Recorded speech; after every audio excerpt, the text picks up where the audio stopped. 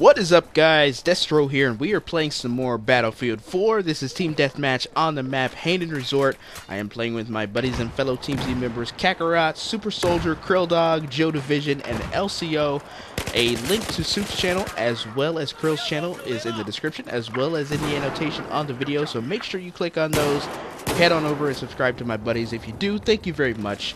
It is very much appreciated, not only when you support me, but when you support my friends. Thank you guys if you do. It is very much appreciated. We are playing with the AUG A3. Now, I said in my Operation Locker video that I was going to use the M4 next. So, you see me using the AUG, so scratch that completely. I plan on using the M4, but the AUG has kind of been bumped up in the rotation, I guess you could say. I'm having a lot of fun using the AUG. I figured I would just go ahead and use the AUG A3 and continue my progression of that weapon, since I'm having so much fun using it, and I'm performing pretty well with it. So M4 is a little bit on the back burner, but I'm going to be using the AUG A3 for my medic or my assault class here. So that is the reason that I am using that. Also, you may see me a couple of times in this match teabag somebody, and the reason for that is that person is a dick, and after I killed them, I teabagged them, and that's just kind of the way things go. If you're a dick to me, or if you're a dick to my friends, I'm gonna be a dick to you. So if you see me teabag someone, you know that they deserve it. And for the most part, I do not partake in the whole teabagging and all that shit. I let the scoreboard speak for itself, and my performance speak for itself. However, someone is gonna teabag a buddy of mine and do it, unprovokingly. We're gonna stick up for the homie, and they're gonna get teabagged as well. And I had several opportunities to do so, because this person died many times at my hands, and it was fun.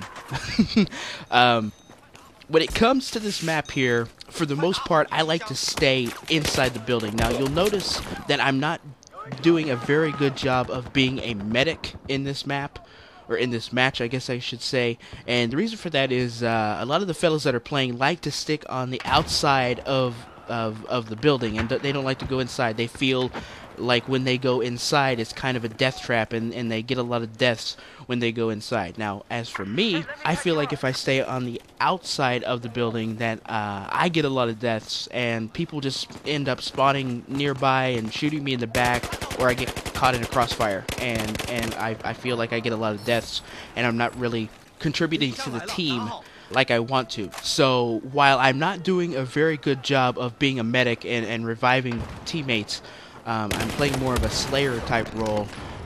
It really actually turns out to be a really good strategy for this map, because the fellas that are on the outside like to be on the outside and do a very good job of taking out the enemies that are on the outside of the building.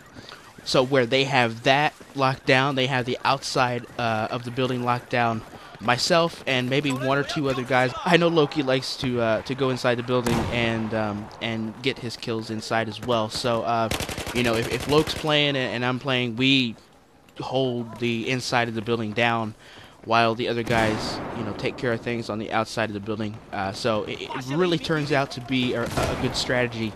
Randomly that happens. We don't set out and say, okay, we're gonna hold down the outside, you guys hold down the inside. It just kind of happens organically. So the Hainan Resort Team Deathmatch strategy just came about that way, and it's really brought us a lot of success. I don't know if Battlelog keeps a log of win-loss ratios on certain maps, but I would venture to guess that our win-loss ratio for Hainan Resort is really good, because we very rarely lose a map on Hainan Resort, and if we do, it generally is we join the match late, and the team that we join is already beaten down, and they're already pretty much lost the game when we join.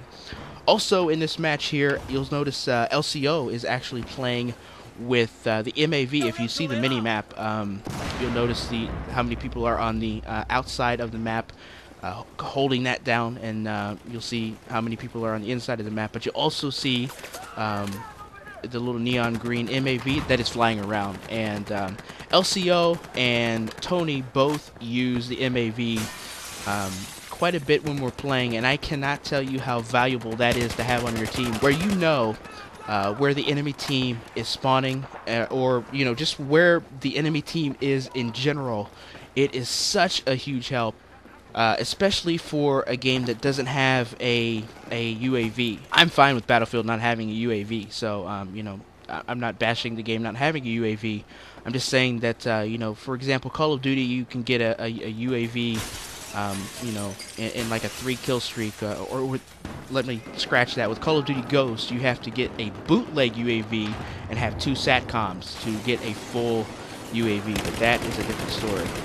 Generally speaking, for Call of Duty, you get around 3 to 4 kills and you get a UAV, and you can see where the enemy team is on the minimap. So if you have somebody on your team that is willing to use the MAV and fly it around and spot enemies, I cannot tell you how important that is and how valuable that is to have on your team.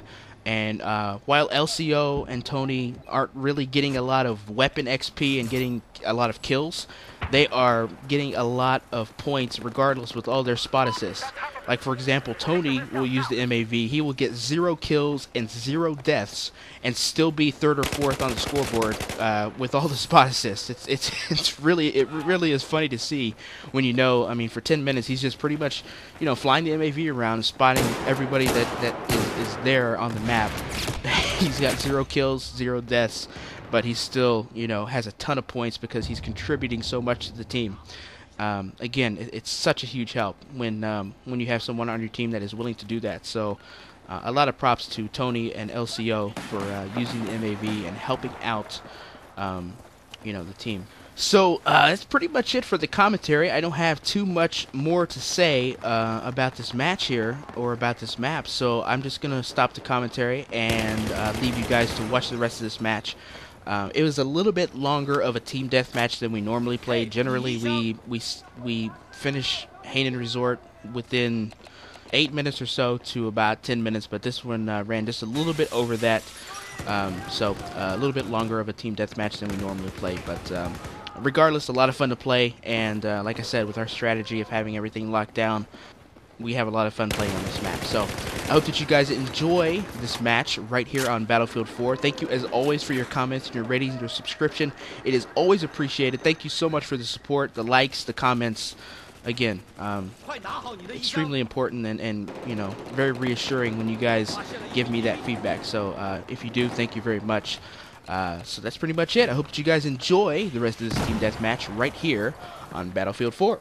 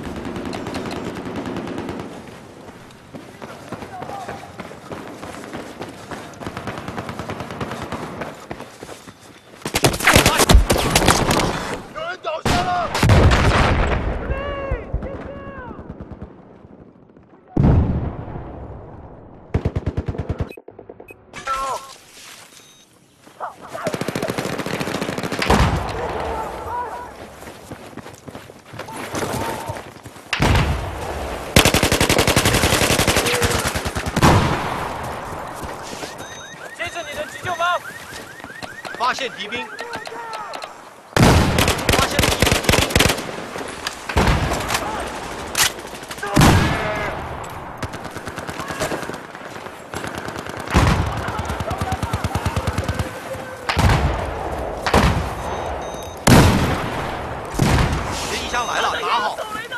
谢谢你救了我。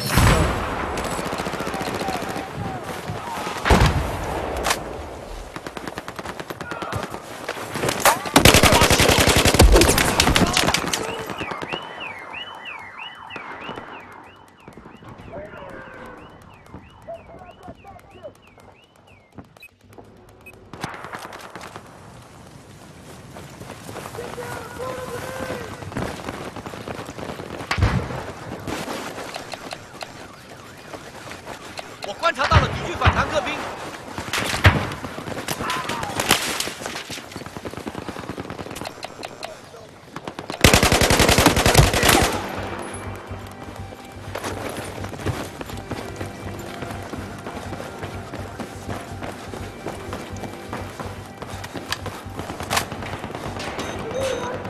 嘿，你的衣箱来了，拿好。发现反坦克兵。